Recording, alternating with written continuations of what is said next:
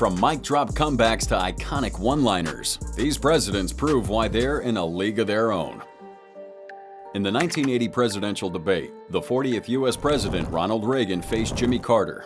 Carter accused Reagan of being insensitive to social issues, and Reagan's response became legendary.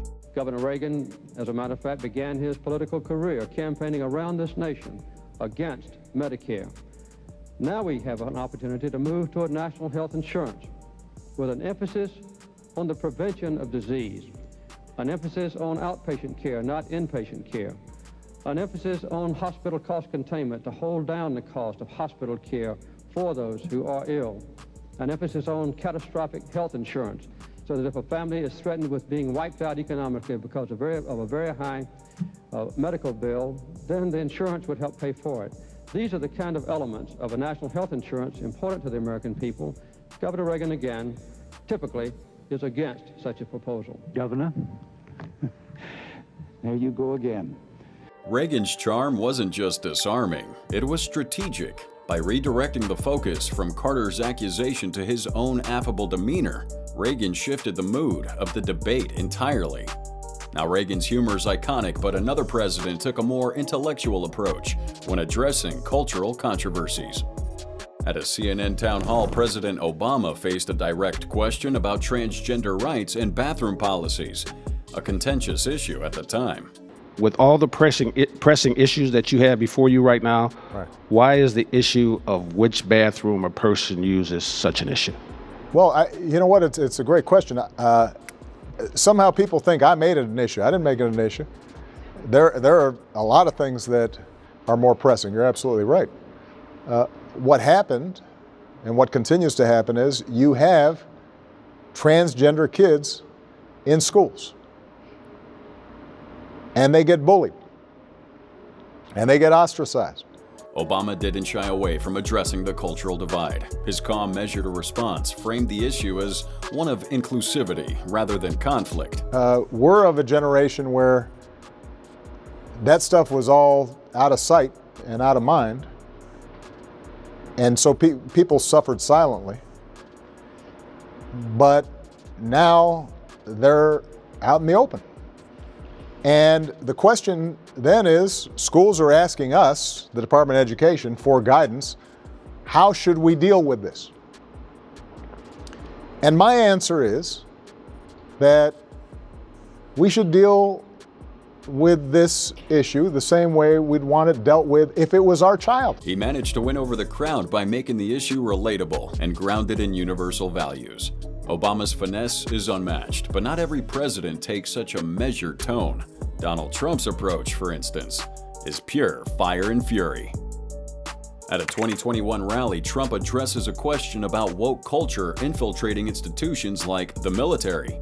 His reply was as blunt as it gets. Let me ask you, do you think that General Patton was woke? I don't think so. What do you think, Mike? Mike, was he woke? I don't think so. I don't think he was too woke. He was the exact opposite. You know what woke means? It means you're a loser. Everything woke. Everything woke. It's true. Everything woke turns to shit. Okay. Trump didn't dance around the topic. His unfiltered response resonated with his audience, drawing cheers and sparking widespread debate. While critics accused him of being divisive, supporters saw it as a bold stand against overreach. But this next president, known for his Southern charm, doesn't shy away from shutting down woke interviews. In 1992, during a town hall debate, Clinton was asked about societal issues like crime and morality. Instead of taking the bait, he steered the conversation back to the economy. Tell me how it's affected you again. You know people who've lost their jobs and lost their homes? Well, I've been governor of a small state for 12 years. I'll tell you how it's affected me. Every year, Congress and the president sign laws that make us do more things and gives us less money to do it with. I see people in my state, middle-class people, their taxes have gone up in Washington and their services have gone down, while the wealthy have gotten tax cuts. I have seen what's happened in this last 4 years when, in my state, when people lose their jobs, there's a good chance I'll know them by their names. When a factory closes, I know the people who ran it. When the businesses go bankrupt, I know them.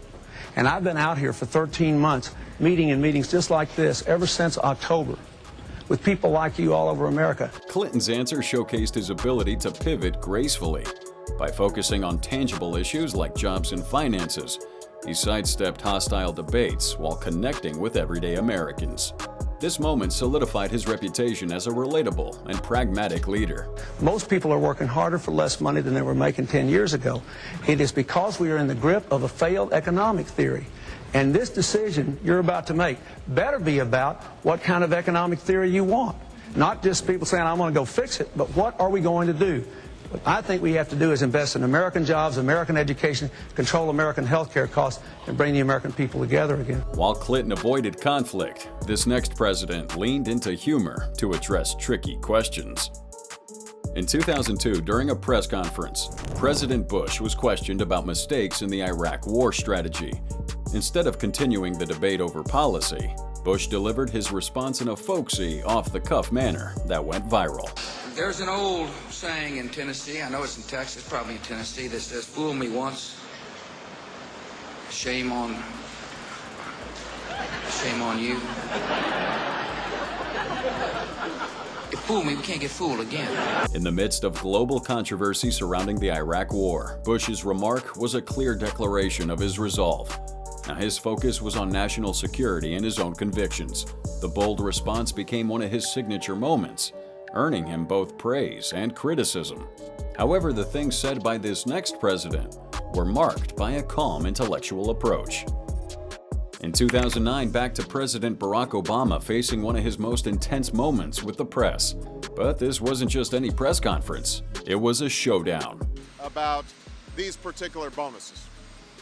But just as outrageous is the culture that these bonuses are a symptom of, that have existed for far too long. A situation where excess greed, excess compensation, excess risk-taking have all made us vulnerable and left us holding the bag. AIG, the big-time financial company, got a bailout from taxpayers, only to turn around and hand out millions in bonuses to its top dogs. The public was heated. Obama, however, didn't let the heat get to him. He stayed cool, but made his point clear. One of the messages that I want to send is that as we get out of this crisis, as we work towards getting ourselves out of recession, I hope that Wall Street and the marketplace don't think that we can return to business as usual. To Obama, it wasn't just about playing the media game. It was about leading the country through tough times. But as you know, every president has their own unique way of handling the press. We're back to Donald Trump in 2018 during a press conference where he finds himself facing tough questions from CNN's Jim Acosta about the migrant caravan moving toward the U.S. border. Acosta pressed Trump on whether his rhetoric was inflaming tensions, but Trump wasn't about to let the conversation shift from his central point. Here we go. If you don't mind, Mr. President, that this caravan was an invasion. As you know, Mr. President, I consider it to be an invasion. As you know, Mr. President, the caravan was not an invasion. It's a group of migrants moving up from Central America towards the border with the U.S. Thank you for telling me that. I appreciate it. Why did you characterize it as such? Because I consider it an invasion. You and I have a difference of opinion. But do you think that you demonized immigrants in this election to try to keep... I want them to come into the country, but they have to come in legally. You know, they have to come in, Jim, through a process. I want it to be a process, and I want people to come in, and we need the people. Wait.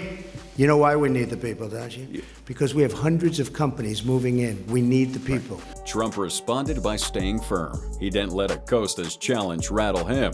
Instead, Trump steered the conversation toward the broader issue of illegal immigration, emphasizing the importance of securing the border, even if it meant making tough calls. Your campaign had an ad showing migrants climbing over walls and so on. Well, that's true. But they weren't actors. They're not going to be doing that. They weren't actors. Well, no, it's true.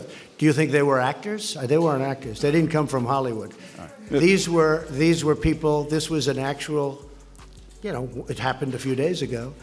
And they're hundreds of miles away, though. They're hundreds and hundreds of you know miles what? away. I That's think not an you invasion. should, honestly, I think you should let me run the country. You run CNN. All right. And if you did it well, your ratings Let would me be ask, much better. if I may Okay, ask that's one other enough. question, Mr. President, if I may ask Peter, one go other ahead. question, are you worried? That's enough. While Trump avoided getting sidetracked by Acosta's questions, he also didn't shy away from a bit of attention, making it clear that no matter how much heat he took, he was sticking to his message.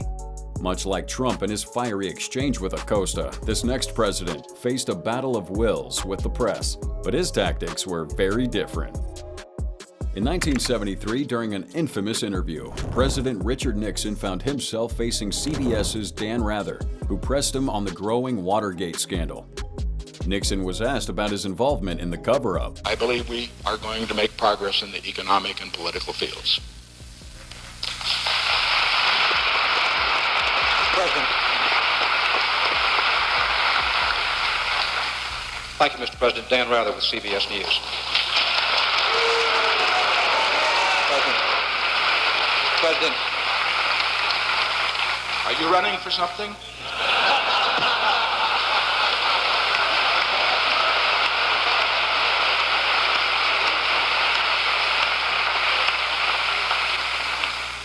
No, sir, Mr. President, are you?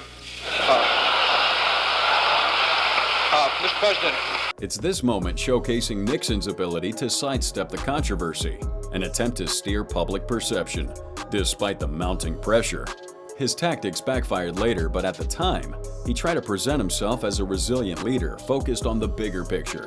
Much like Nixon's attempt to control the narrative in the face of controversy, we got Trump again leaning into his own brand of deflection when confronted with tough questions. In 2020, during a White House press briefing, Donald Trump found himself facing PBS's Yamiche Alcindor, who questioned him on the shortage of medical equipment amid the growing COVID-19 pandemic. Rather than directly addressing the concern, Trump pivots by calling out the question itself, challenging the premise of her inquiry. Mr. President, you said several times that the United States has ramped up testing, but the United States is still not testing per capita as many people as other countries like South Korea. Why is that, and when do you think that that number will be on par with other countries? Yeah, well, and it's very much on par. Look, we have done more tests. I didn't talk about per capita. We have done more tests by far than any country in the world, by far. And you should be saying congratulations instead of asking a really snarky question, because I know exactly what you mean by that. His response was swift and defensive, and this moment would highlight Trump's ability to deflect criticism while showcasing a more optimistic view of his efforts, despite the mounting crisis. And while Trump had chosen to push back, Alcindor didn't back down either, pressing him further. You've said repeatedly that you think that some of the equipment that governors are requesting, they don't actually need. You said New York might not need 30,000. You said it on Sean Hannity's Fox News. You said that why don't you people act? Let me ask you. You said why some don't states. Why don't you act in a little more positive? It's always trying to My question to you is, get you. And you know what? That's why nobody trusts the media anymore. My That's question why to you is, how is that going to Excuse impact? me, you didn't hear me. That's why you used to work for the Times and now you work for somebody else. Look, let me tell you something. Be nice.